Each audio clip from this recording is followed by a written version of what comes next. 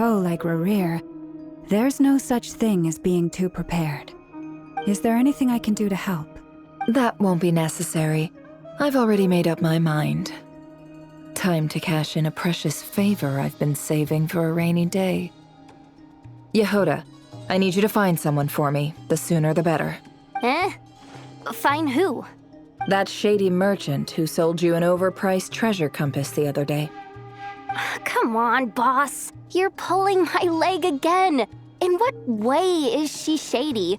She showed up when I was completely lost and sold me a neat little gadget that was exactly what I needed. Trust me, she's a good person.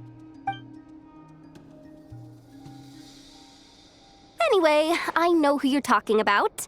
Don't go anywhere. I'll be right back.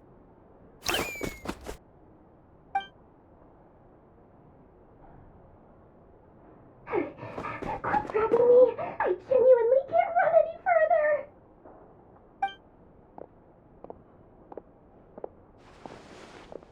Hey, aren't you?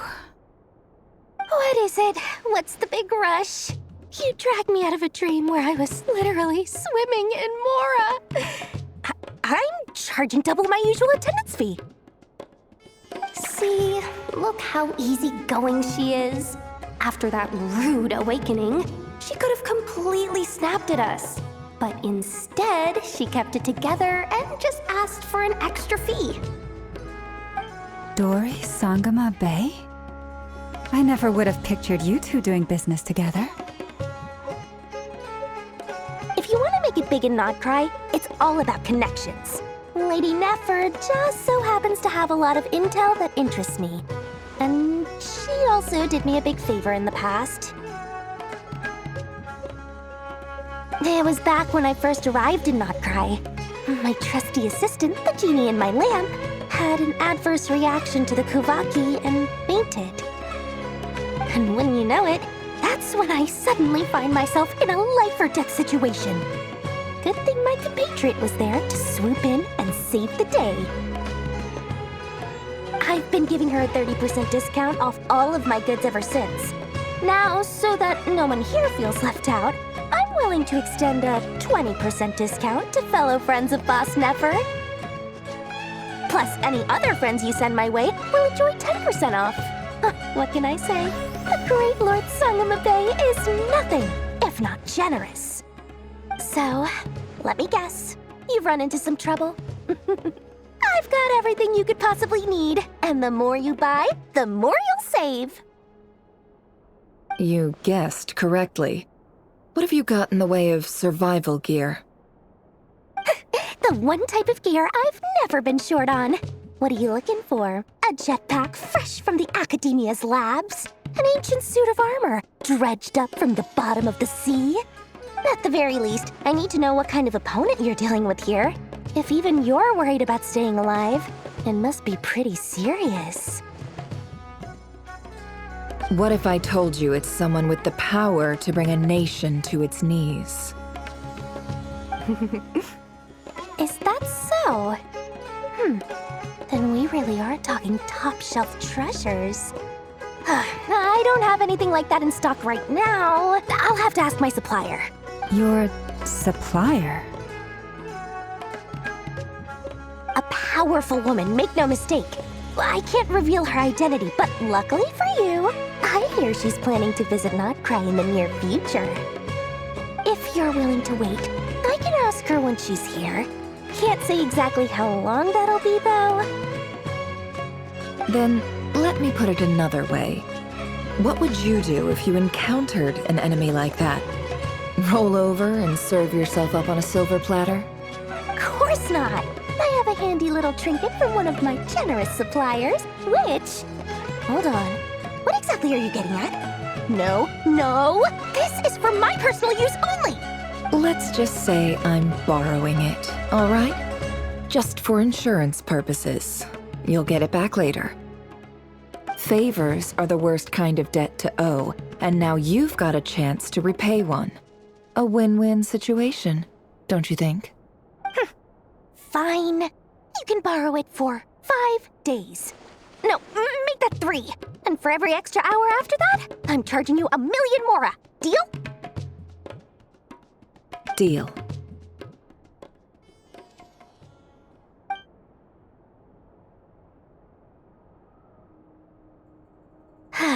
What a way to start the day.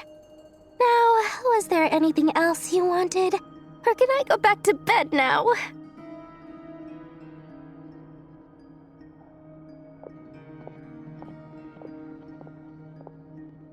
That will be all. Take care now. Don't trip up on your way back, friend. See you later! You're my favorite shopkeeper.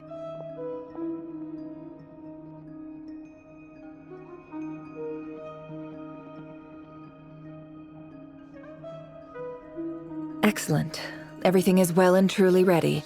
The ceremony can now begin. After initiating the ceremony, your minds will follow me wherever I go. You will see many strange things in your mind's eye. So remember, don't be frightened, and don't make a sound. Now then, let us peer into the Raker of Solnari's past.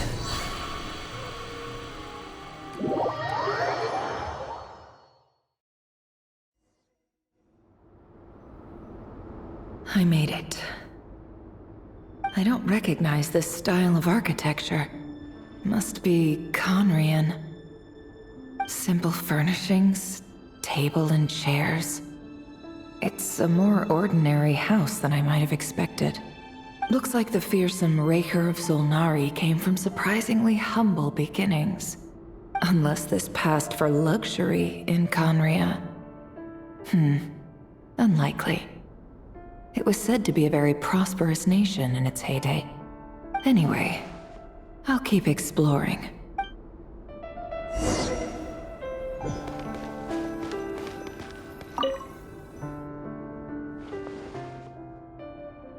Hi, Rivier.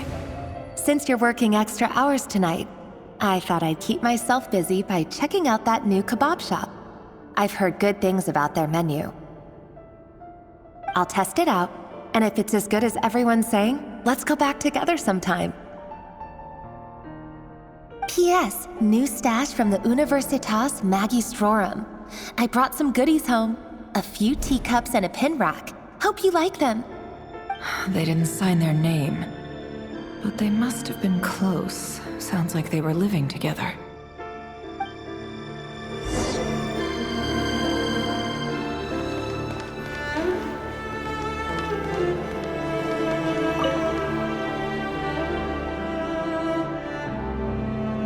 I went over to Joseph's for drinks today.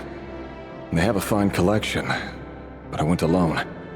Felindis was tied up with something and couldn't make it. Joseph asked why I came alone, but I didn't really have an answer. He then went on to ask about other things.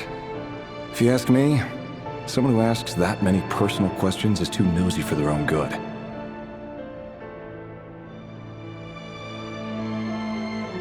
But if he invites me again, chances are I'd still go. Felindis. That's the same name Rerir mentioned. Grain imports keep falling. If things don't pick up, we'll soon be back to meat and mushrooms only. Honestly, I'm not a huge fan of that new type of mushroom everyone's been into lately. Didn't it start out as a lab-grown variety? I heard it's even mildly corrosive. Seriously, why would you even eat something like that? I don't care if it's an impressive feat of alchemy. That just isn't the kind of thing I like to eat. Grain has to be imported, and they're eating a diet of mostly meat and mushrooms. Could it be because Conria is underground, so it doesn't get much sunlight? That would explain why they use so much stone in their buildings. They even use alchemically modified strains for food. Seems like the people of Conria don't have many options when it comes to dining. I've just about saved up enough now. Time to buy it and keep it somewhere safe. Making a big purchase. I wonder what it is.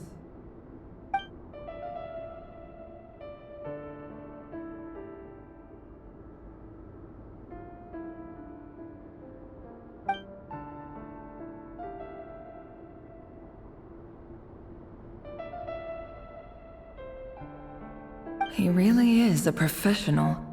No wonder he's so good at covering his tracks. Despite what he's become, it seems like he's retained certain habits, at least in this regard.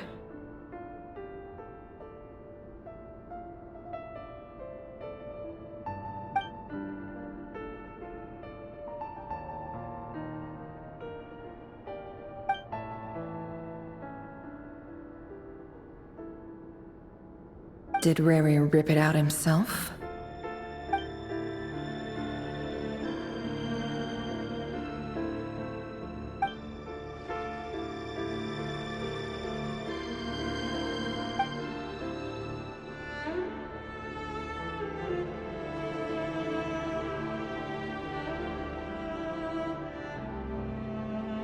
Before I met you, I was convinced that my heart was nothing more than a stagnant pool, the burial place of a fallen moon, a withered, windless grove where the waters rested forever unrippled. It was you who helped me see that my heart hadn't entirely withered away, that it could still beat to the rhythm of love. This is just trivial sentimentality from the looks of it. Why would he go to the trouble of hiding that? The burial place of a fallen moon.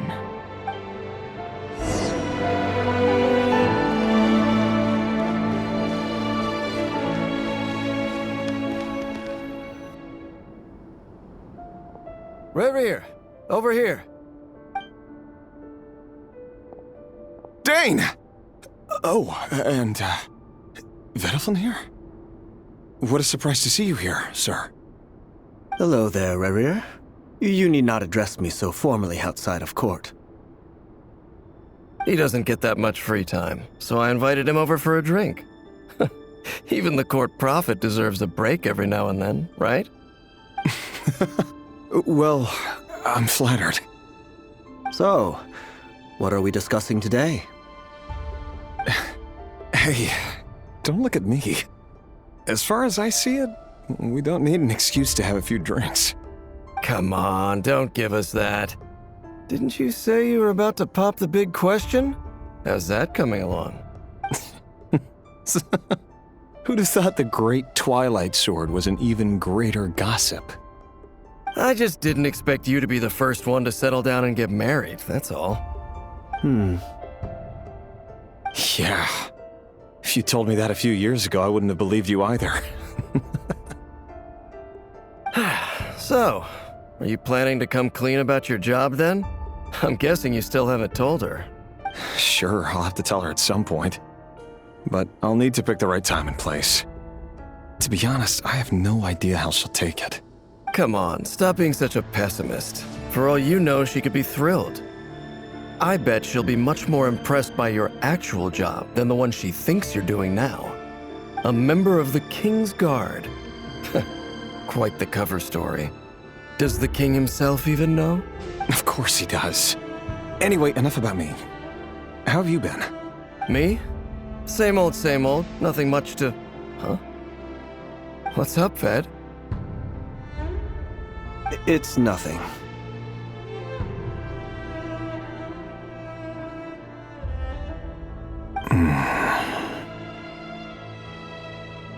Vedafilnir, Dainslift's elder brother.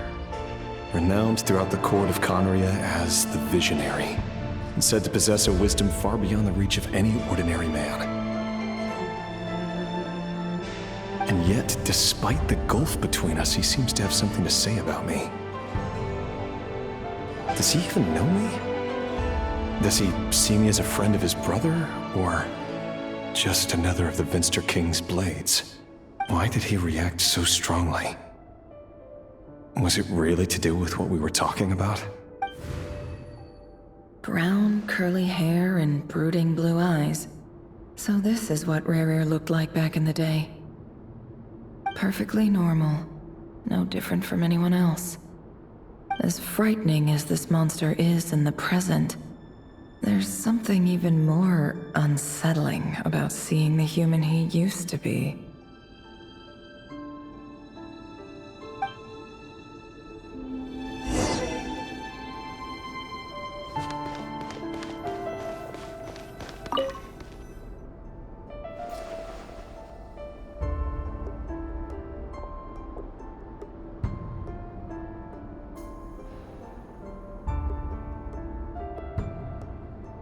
Thelindis? You're back early? Our equipment's being serviced today, so I got off earlier than usual. How's your day been? Aw, why the long face? Is something the matter? Has your boss been giving you a hard time again? Went for a drink with Dane and the others after work. Isn't that a good thing?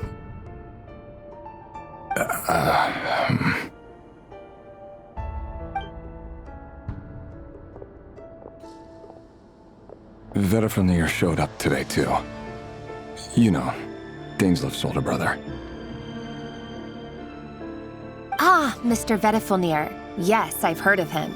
They say that everything he says ends up coming true. He overheard Daneslif mention that I'd recently proposed, and seemed to have an issue with it. But when I asked what it was, he kept it to himself. So, you're worried? You can be such a child sometimes, Revier. We're nobodies. Why would the Visionary be concerned about us? I'm sure someone in his position has much bigger fish to fry. Maybe you're right. You worry too much, Revier. We've been together for ages now, and everything's been going so well, has it not? You've even proposed to me. So, you do remember. Tell me then. What's your answer? Like I said, I need some time to decide. You can't just rush into things like this. We may be nobodies in the grand scheme of things, but if we want things to work out, we've still got to plan ahead. All right. Take your time. Just don't keep me waiting forever. Nobodies. Sounds about right. In the eyes of people like Vedifnir and Daneslif, what do we matter? Can someone whose gaze is so fixed on a far-flung future even see the present clearly? Besides, the dynasty's fate rests with the king and his inner circle. Whatever I do, it won't make much difference. Meanwhile, every idea they come up with and every decision they make, it affects everything. These days, the king is lost in his research, and the purge of the Crimson Moon bloodline grows ever more intense. The opposition tried to speak out, but nothing came of it. And I'm under no illusions as to why. Because we eliminated them and got rid of their bodies. A man can have 1,000 reasons to carry a sword, but there are few good excuses to use it. Yet the king has never even considered a gentler approach, and he never will. What becomes of someone who kills on another's behalf? Can he ever find true peace?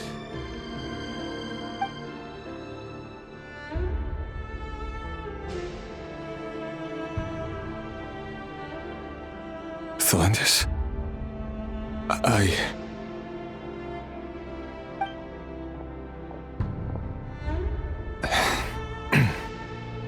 It's nothing. You were right. Fate has never smiled upon nobodies like us. But by the same token, it's unlikely to bear a grudge against us either. There's no reason we can't keep living happily together, cherishing the simple joys of each day as they come. See? You just need to stay positive, Revier. I can feel your warmth, your breath. You're right there, right by my side. Just seeing you makes me happy in a way I can't explain, and that's something that no one could ever take away from me. So smile, my love. Let go of that frown. You're right, Thelindis. I've just been overthinking things. That's better. Getting caught up about things like this will only ruin our evening. Speaking of which, all set for the ball tonight? I need to go get ready. You go ahead. I just have a few things to take care of, then I'll come join you. Even busier than the big shots, huh? Fine, I'll go get started. But don't be late. If you keep me waiting too long, I won't be a happy bunny. Relax. I'll be there. Seriously, though, you drive a hard bargain. You're really gonna leave my proposal hanging and still expect me to take you to the ball? Well, that goes without saying. I already told everyone I'd be coming with a dance partner. Besides, they're two completely different things. Let's take it one thing at a time, all right? All right. White outfit it is. It seems like Rerir was deliberately hiding his ties to the intelligence services by giving the impression that he was just an ordinary member of the Venster King's Guard. He clearly doesn't want his would-be fiancée to know about his other life. Then again, that's hardly surprising. People in the intelligence trade rarely do. Who'd have thought we were in the same line of work? Let's dig a little deeper.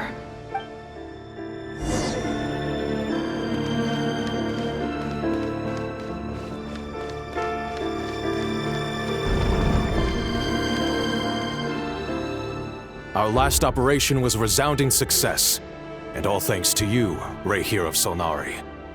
In total, we apprehended 32 dregs of the Crimson Moon, and 67 accomplices. After all these years since the dynasty's fall, so many of them still linger on.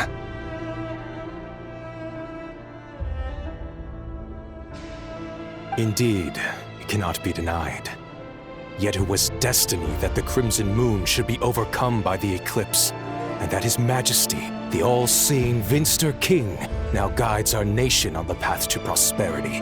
Conria has no further need for a dead moon. But alas, there will always be those who refuse to see the truth, choosing instead to romanticize the past. That's not entirely true. Much about the Crimson Moon era was worthy of remembrance, and that's exactly why they keep trying to see it restored. Many of its secrets remain unsolved to this day. As it happens, that's precisely the field of study my partner is devoted to. You still haven't told her what you really do for a living. Where would I even start? How do you tell someone that you're one of the king's hand-picked executioners? That your hands are steeped in blood? You didn't choose this life, any more than I did. Orphans like us don't get a say. But I'll sure as heck be the one to pay for it.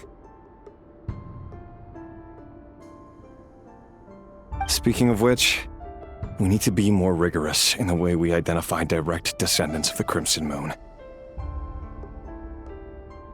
Someone, it seems, has strong opinions about my future plans. Most likely my marriage in particular.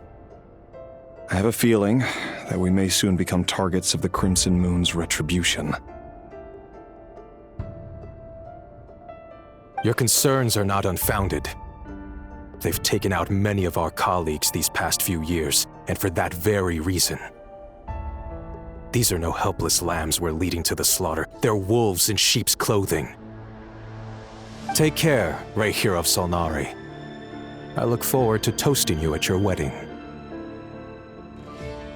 Thanks, Thorkel. You look after yourself, too.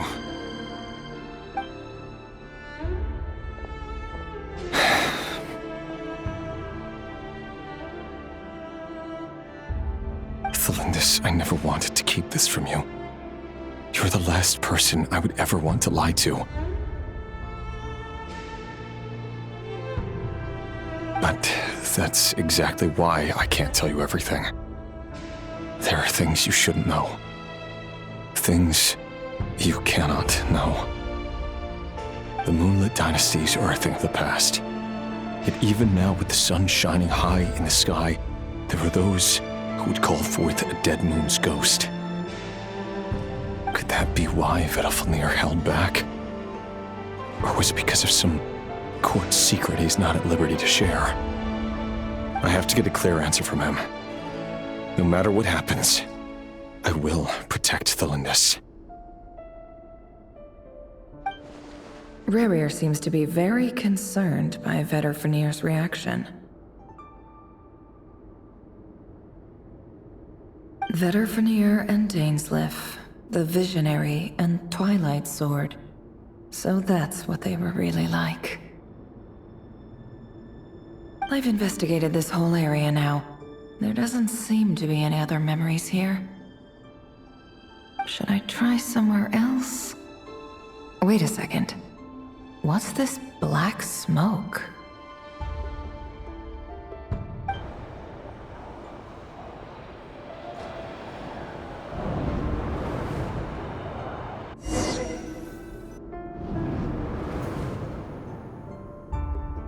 So, he's late after all. Just you wait, Rarier. You're in for it. Big time. Are you waiting for someone, ma'am? Could I tempt you into buying some flowers? Oh, sure. Pick me out a pretty bunch if you would. Thank you. But I'm afraid none of them are as pretty as you. For someone so young, you sure have a way with words, don't you? I'm only telling the truth. Look me in the eyes. You'll see I'm not lying.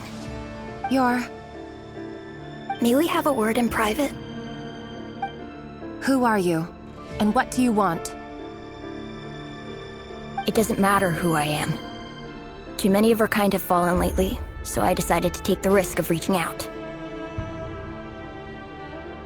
Not long ago, the Ray here of Solnari led an assault on one of our strongholds. We suffered many casualties, and many who came to our aid lost their lives as well. Sorry, I don't know why you're telling me this. And I don't want to get involved. Wait, hear me out. This time we finally got a clear look at his face and learned his true identity. His name is Rarier, and he claims to be one of the King's Guards. What did you say? A cruel irony, isn't it? The man you're set to marry leads a double life as a brutal executioner. But surely, you must have caught a whiff of the blood on his hands. Why are you telling me all of this now? Simple. It's because... How strange. Rarier was nowhere to be seen in that memory. It clearly belonged to the Lindis. Rarier couldn't possibly know what happened if he wasn't even there. Why would her memories appear in his fragment? The ceremony won't last much longer. I think it's time to call it a day.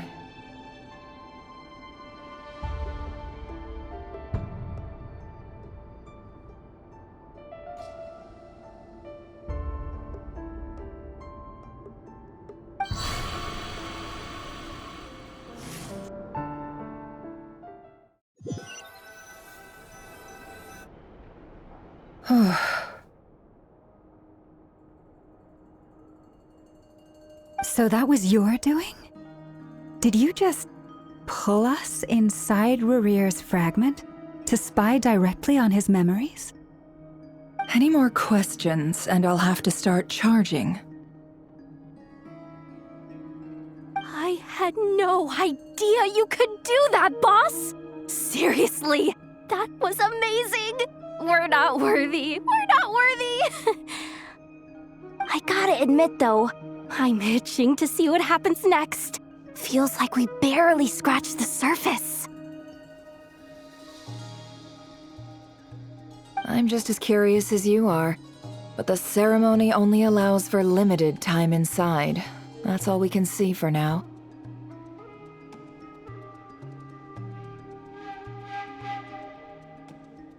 Luckily, we managed to learn quite a lot.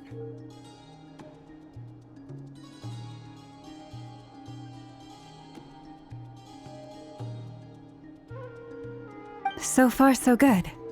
I just hope the others are doing okay too. Especially the group with the Traveler. Their mission is a risky one. Let's hope it's all going smoothly. If you're worried about them, go see how they're doing. If I know Boss, she's gonna need some time to write up all the details and make sure it's all coherent.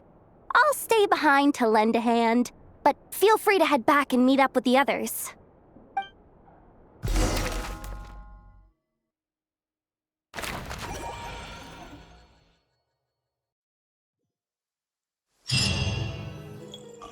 Oh, they've been prowling around for nearly 2 days now.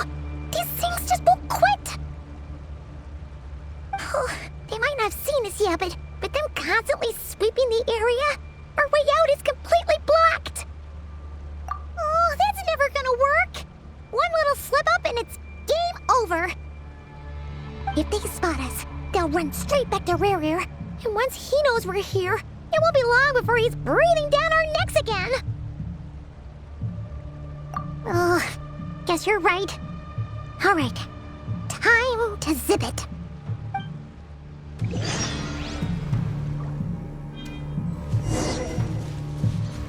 Quick, hide! We almost got spotted!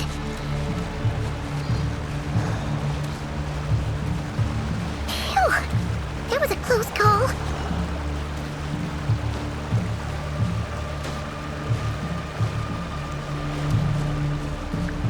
Watch out! He's coming this way!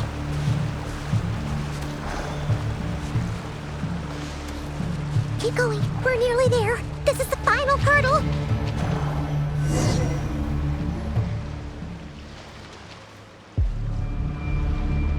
Oh, there's no end to these things.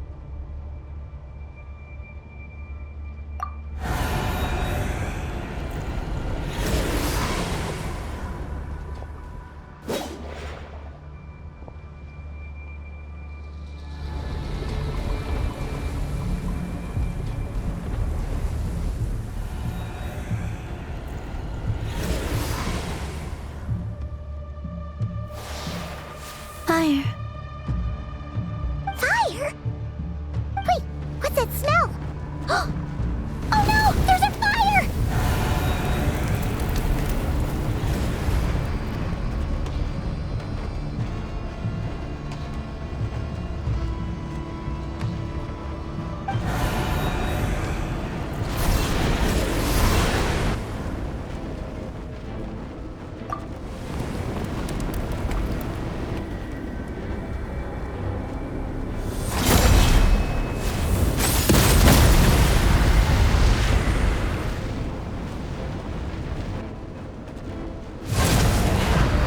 Zandrone was right. You look weak, Columbina.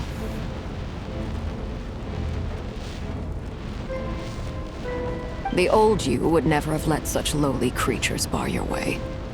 Word has it that you did something for the Tsaritsa, and that's why you've lost most of your power. Freedom comes at a heavy price, doesn't it? It's Arlecchino! You came! Hello again, Columbina. And greetings, guests of the House of the Hearth. It's been a while, Arlecchino.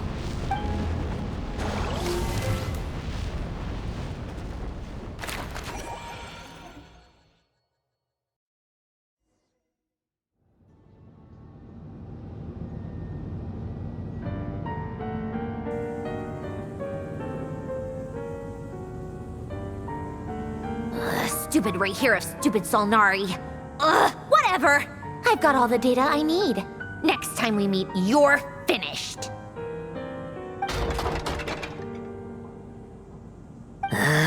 He sure doesn't pull his punches.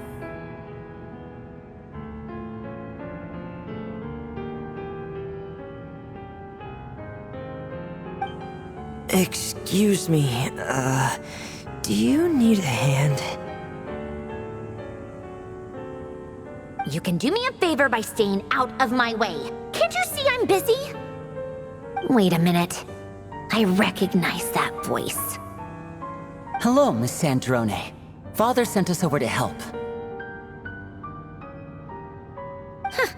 How considerate of her. Hey, Fremine, get over here and help me fix this. Lenny, you do your thing. Just keep your sister away from my machines. Nearly every machine that cat girl touches ends up going haywire. Go put her on cleaning duty or something.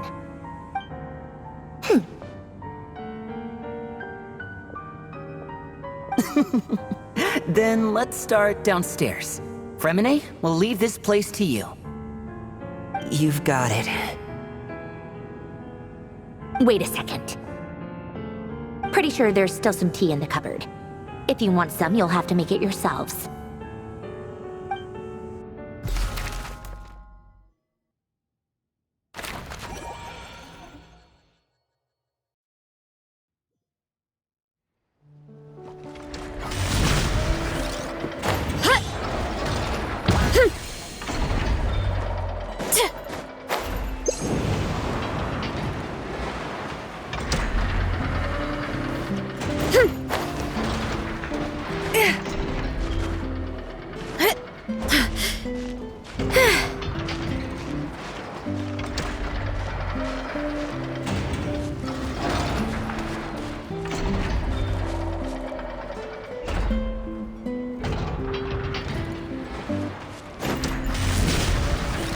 Get back on track!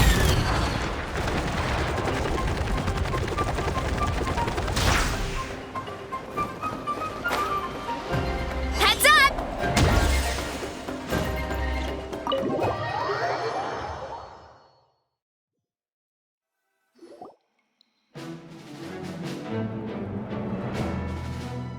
It's a relief to see you all made it back in one piece. Huh? Feels like there's quite a few people missing. Where's Flint's and the others? And what about Niffer? I returned ahead of them. Flint is helping Aino and Anefa to set up the decoys and buy us some time. As for Miss Neffer... Boss is still wrapping things up on her end. She sent us back to fill you all in on the top secret intel we've been gathering. I see. Then let's get right into it. But first, who do we have here? You brought someone else in to help? Greetings. I was invited here to help as a longtime Tea Party companion of Columbina's. You may call me Arlecchino. Surely it can't be. Those eyes. Oh, where have I seen them before? Wait, of course. In those memories we just saw. The only Arlecchino I know is the fourth of the Fatui Harbingers. So either you share a pretty uncommon name, or you're more than just a Tea Party buddy. You are well informed, Grandmaster. A man from Mondstadt living all the way out here in Nodcry, and yet the people and affairs of Snezhnaya seem to hold a special place in your heart. Oh, the feeling's mutual. Sounds like you know all about who I am, too. A Fatui Harbinger. The atmosphere in here just got really tense. Guess we can't just start trusting Fatui Harbingers, even at a time like this. I must admit, though, I'm a little curious. Seeing as the Moon Goddess no longer belongs to the Fatui, what makes you so willing to put your neck on the line here?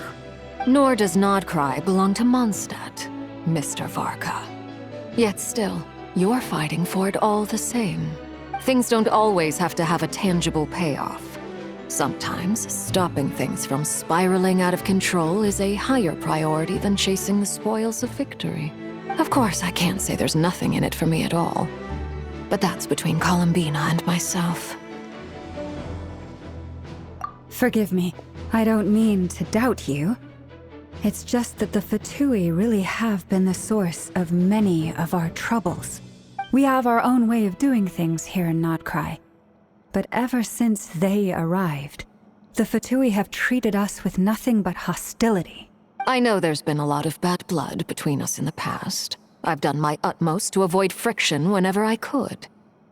But sometimes fundamental conflicts of interest simply can't be settled amicably. That's why I'm here solely in a personal capacity. This has nothing to do with the Fatui.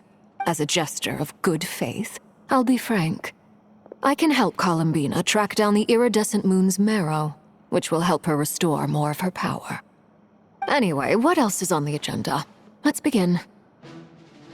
She says she'll be frank, then completely skips over the details.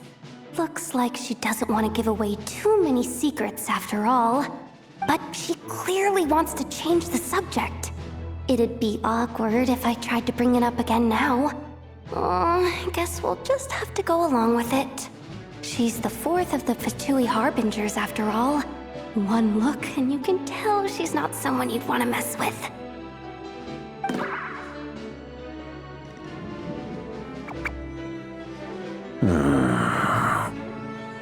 Well, since Miss Arlecchino sounds confident in her ability to handle that, we'll proceed to the next topic. Yehoda, time to share that top-secret intel. All right, listen up, everyone. First, we now know that Rerir was originally a Conrian secret agent whose primary mission was to hunt down and assassinate the so-called Dregs of the Crimson Moon. The Dregs of the Crimson Moon? Mm-hmm. In the memories, there was a lot of talk about the Crimson Moon and Eclipse, and a whole bunch of other stuff from the time of Conria. To my knowledge, those were the names of two different Conrian dynasties. Long, long ago, it is said that the people of Conria worshipped the Crimson Moon, drawing a mysterious power from its reflection. But one day, a coup saw the Crimson Moon eclipsed, hence the name of the new dynasty that replaced it, and how it became the new emblem of Conria. Still, long after the Crimson Moon dynasty had fallen, the last ruler of the Eclipse dynasty, the Vinster King, still coveted the secrets it left behind. So, he sent the Rehir of Solnari to secretly hunt down the Crimson Moon's few remaining followers. In those days, Rerir showed no signs of madness. In fact, he was as normal as any other person. Oh, and he had a fiancé, or at least a would-be fiancé, called Tholindis. What's the matter?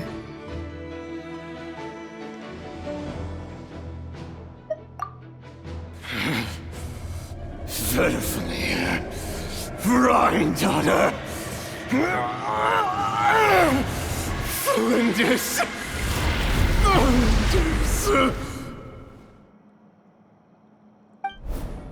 Interesting. Anything else? What about this would-be fiancé of his? Do we know anything about her? Well, she was a researcher at the Universitas Magistrorum, but it felt like she was hiding some kind of secret. Oh, and one more thing. For some reason, Rerir's fragment also contains some of Tholindis' memories, though only a very small portion. Well, no shortage of potential leads, I'll give you that. In any case, it sounds like we can conclude that while Tholindis was still around, Rerir appeared to be lucid and quite normal. Tholindis, it seems, must have been the one thing in this world that he couldn't let go of. Tell me, though, were these pure-blood Conrians we're talking about here? Why do you need to know that? Hold on. If she was a pure-blood Conrian... Oh yeah! Just like how it was with the captain! If we could somehow find her, do you think there's any chance Rerir might regain some of his sanity? It's possible, but it would take a miracle. We can't pin all our hopes on that. That merchant who never knows, Dori Sangama Bay. Maybe we could hire her to look into it. All right, then. Let's keep working in our separate teams. Traveler, Paimon, Kutar, and Miss Arlecchino will go look for the iridescent moon's marrow. As for the others... On the way over here, I noticed that the Wild Hunt monsters had grown even more frenzied in their search for Kutar. At this rate, the people living here will be in grave danger too. So I'm thinking of gathering together some of our followers to go wipe them out. I'll head back to the curatorium and meet up with the boss. Feels good knowing we've all got something to be getting on with. Given that the Wild Hunt has been a lot more active lately, the Lightkeepers have likely begun their own operations too. If that is the case, someone will need to pass the news on to Flint's. I'll hold the fort for now, then discuss our next move with Flint's, Aino, and Anefa when they get back. All right then. Well, the clock's ticking. If that's everything, we'll be on our way. We'd better get moving too. We'll try to buy you as much time as we can. Relax. Just do your thing. Now, I decided to call in some backup since things are getting so hairy. Our reinforcements should be here any minute now. Stay safe, everyone. Dismissed.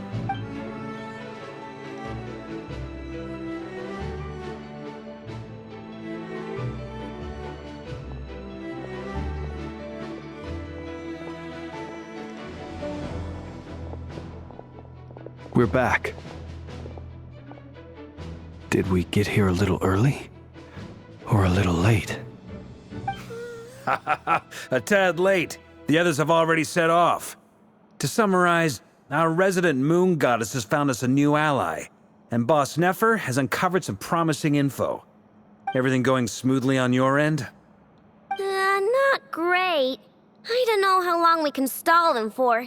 The decoys are getting taken out way faster than we imagined. I'm gonna make some more later, but I need a timeout first. I'm so tired right now. Oh, right! Inefa, could you fill in Uncle Varka on what we just discussed with Flint's? Sure. Uncle Varka, you previously told us about how when you went to investigate a source of the Wild Hunt in Amsvartnir, you discovered that it was just a diversion. But according to Flint's intel, several outbreaks of the Wild Hunt had already occurred in Notcry in the period leading up to that.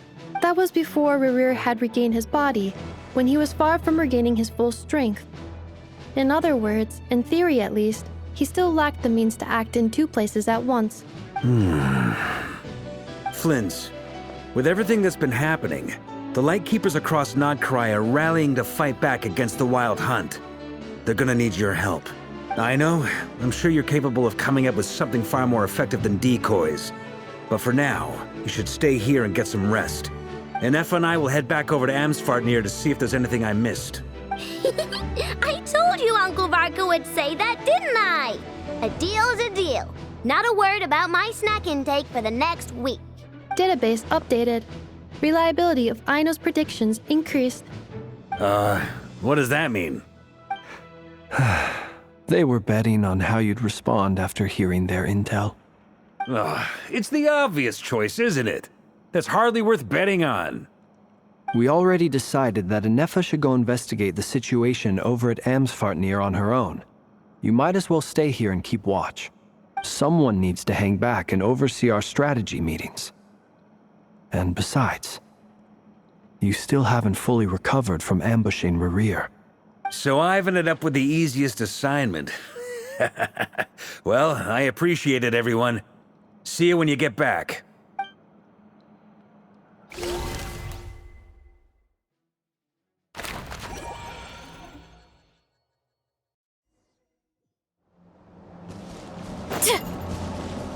Hurry up, Grassa! Here, this will serve as a good spot to cross over. Arlecchino, hold up a second. Since you brought us all this way, would you mind telling us what you've got planned? We still haven't got the slightest idea what's going on here.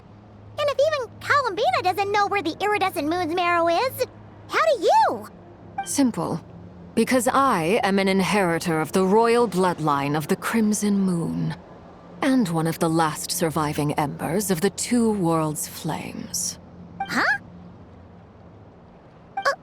Are you serious? Isn't you're a descendant of that Crimson Moon dynasty we were just talking about? The one from ancient Conria? Your surprise is understandable. I was also taken aback when I first learned of it. But the more I thought about it, the more I realized the signs had been there all along. When I was young, I discovered I could wield a very special kind of fire.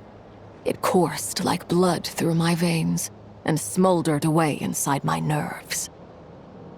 What's more, Whenever I experienced strong bursts of emotion or drew too deeply on this power, it was like some kind of presence within the fire would begin to gnaw away at me, consuming me from the inside out. Exactly. That is why my hands are like this too. At first, I saw it only as a curse, but once I became a harbinger, the jester apprised me of the truth. Together with my own investigations over the past few years, there are several things that I have gradually come to understand. For instance, take the so-called Crimson Moon. In truth, it is nothing more than the shattered remnants of the iridescent moon, fused with the abyss to prolong its lifespan.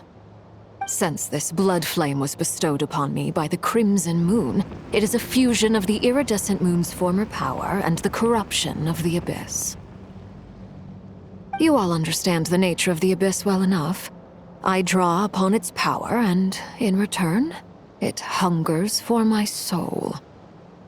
This strange blackness is the mark of corruption it has left behind.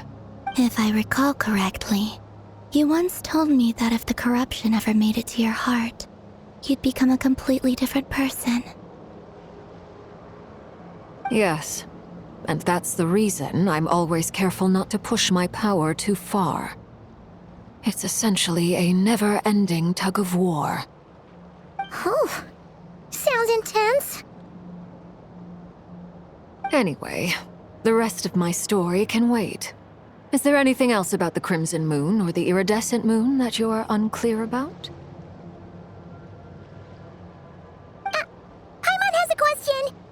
So, the Crimson Moon that the Karians used to worship was actually the Iridescent Moon, right? Which was one of the three Moon Sisters.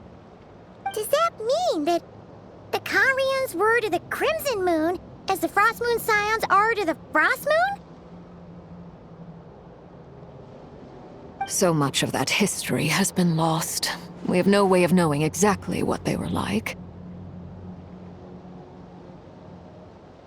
But I would suspect that the Conrians weren't as devout in their moon worship as it might appear. The iridescent moon's remains simply served as their link to the abyss. Later on, perhaps someone discovered a way to make direct contact with the abyss. Or maybe there was some kind of ideological divide. Either way, a dissenting faction staged a coup and drove out the royal heirs of the Crimson Moon dynasty. Still, even with the dark sun looming high overhead, the Crimson Moon's glow never truly faded. If you want living proof, it's standing right before you. The first time we met, I sensed something familiar in your presence. When I looked at you, I felt I could see that mysterious red moon in the corner of my eye. In your flames, I saw its broken image, surrounded by a strange black aura. Well, I appreciate that you kept it to yourself. Much about the Crimson Moon is still a mystery, and I'd prefer not to end up as the object of an insane research project. Anyway, time is against us here, so if there's any other questions, they'll have to wait. I just want to make sure I've got one thing straight. In her letter, Sandrone mentioned that since you are unable to contain the iridescent moon's marrow yourself, you intend to leave it in my custody. Correct? That's right. For now, it's the only way I can pay you back for your help. The iridescent moon is already part of who you are, so with its marrow in your possession, you'll be even more powerful than before. Deal. Then let's get started. Get what started? What does this place have to do with the Crimson Moon? When I first became a harbinger, the jester gave me a book called Paranhari, also known as Leobranto Inamorato.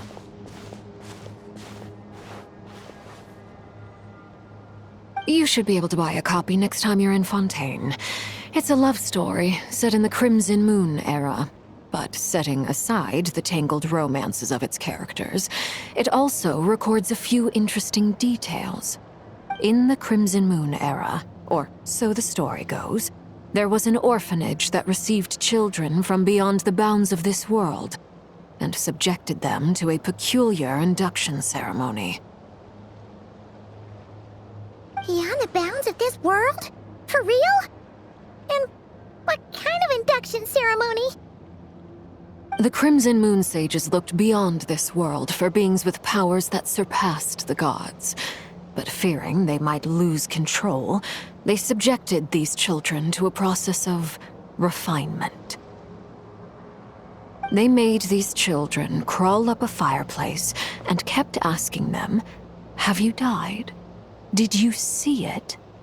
Until they finally admitted to having died and seen a crimson moon.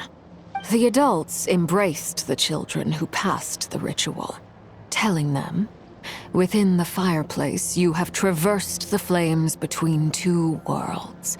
Here and now, you are born anew."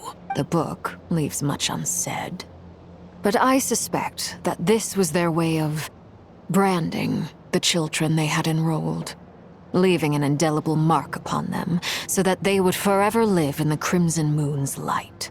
That explains why I can't sense the Crimson Moon's marrow in this world. It makes sense that it would be sealed in a special space that can only be accessed temporarily through some kind of ritual.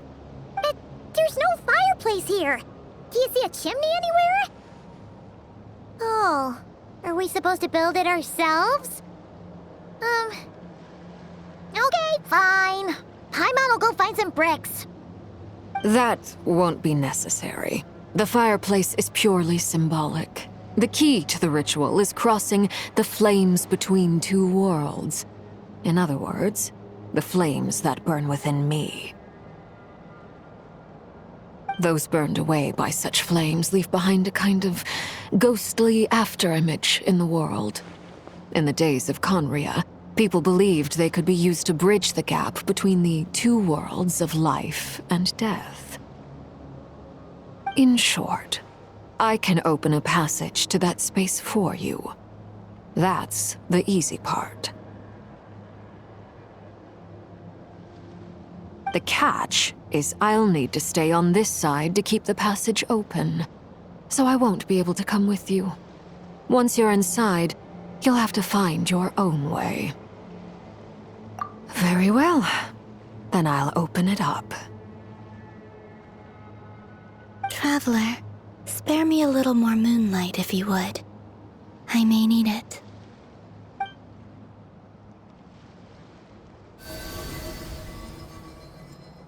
Thank you. I feel like I've recovered some of my strength now. It should be enough to move us across short distances and confront whatever dangers might await.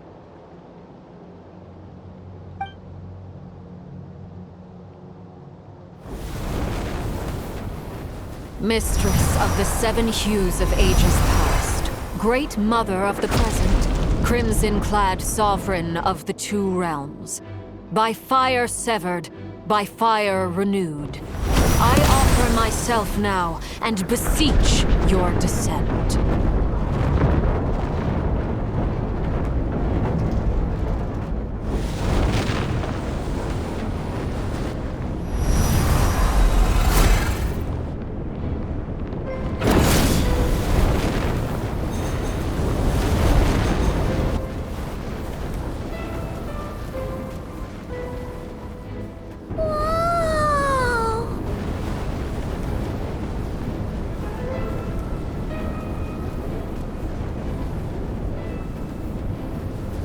One word of advice. As you're crossing over, no matter what voices you hear, do not answer. Got it! I sense a sinister gloom inside, but also